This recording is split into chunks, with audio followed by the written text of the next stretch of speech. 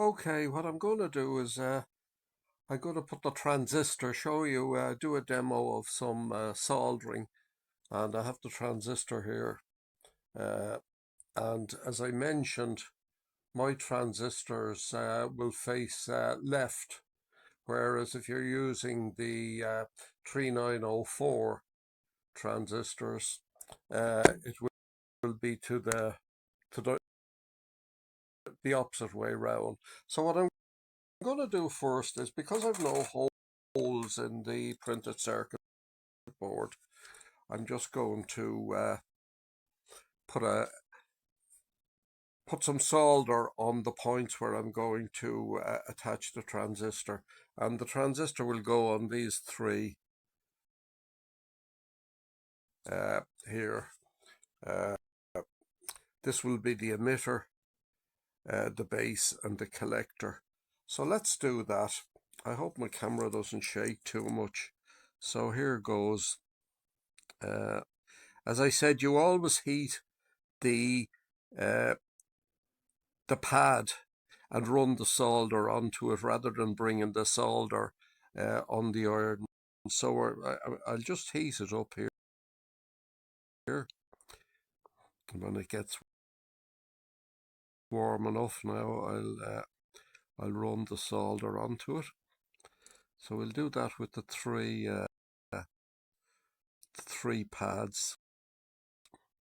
If the holes were through the board, we'd be doing that underneath, and I wouldn't need to. Well, I could always do it, but I wouldn't need to be.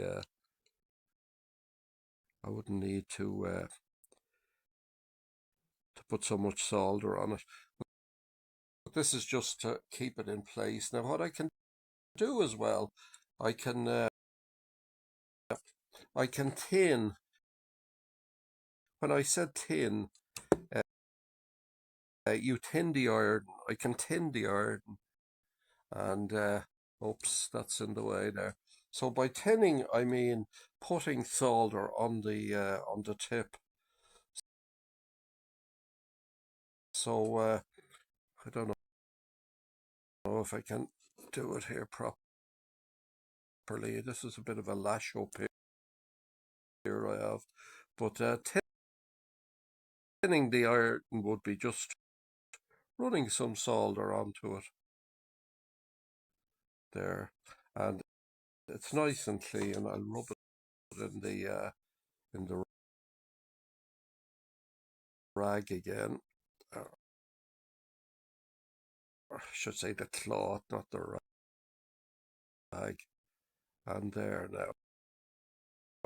So what I'm going to do now is, first of all, I said you shouldn't glue, but just to get the transistor to adhere, I'm just going to,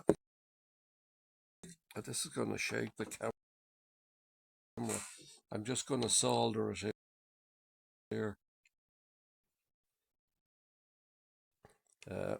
So I've actually glued it there, which I've advised you not to do. I just move this light here out of the way. So now we have the three pins there, and they're located. So we'll forget about the glued one for the moment, and we'll do the base, which is the center one. And as I said, we're going to run the solder onto it, not just glue it on. So here we go. I heat the track and also the lead, and I run the solder onto it. So I get a nice shiny finish. You can see that there. It's good and shiny. Actually, it's not. I need to put more solder. The lead isn't fully covered there and bonded, so I'll just do that there. So we've a nice shiny joint there, and I'm going to do the same with the joint that I did previously, which I basically glue it on. So I'm going to do a proper solder job with that now. So heat the pad and the lead and run it on. And you can see the nice shiny finish there. If that was dull or grey, it would be a dubious joint and might be a high resistance or even open circuit. So now I'll do the same with the third one. I'm trying to not block the camera. So heat, pad and lead, and not bring solder to the joint, actually run it onto the joint. And there's our it's a little bit more. Some people say this method uses a lot more solder than if it was through hole soldering, and that may be true.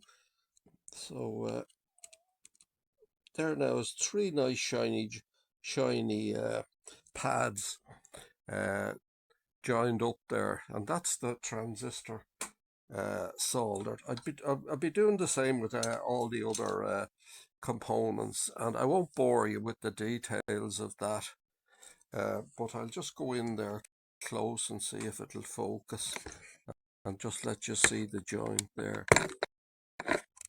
And each of them are I'll fold the transistor over.